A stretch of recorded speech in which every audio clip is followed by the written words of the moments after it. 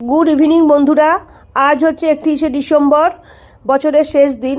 পুরো বছরটা কেমন কাটালাম বা কেমন কাটলো সেটা আমি কালকেই তোমাদের সাথে শেয়ার করব, কারণ এখনও অনেকগুলো ঘন্টা বাকি আছে নতুন বছর পড়তে।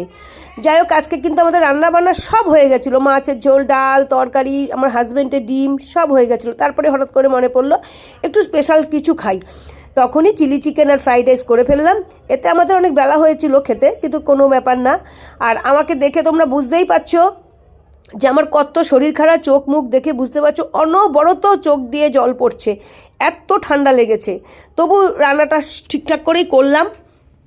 তারপরে খাওয়া দাওয়া করার পরেই মা কিছুক্ষণ পরে আবার একটু কফি দিল, কফি খেলাম। কফি টফি খেয়ে আমি আর মা একটু বাজারে গেলাম। পুরো ভিডিওটা যদি কোথাও ভালো লাগে লাইক কমেন্ট শেয়ার করো বন্ধুরা, আর একটা প্লিজ সাবস্ক্রাইব করো। আর এই নতুন বছর সবার জন্য যে যেখানে থাকে, আত্মীয় স্বজন বন্ধু বান্ধব সবার জন্য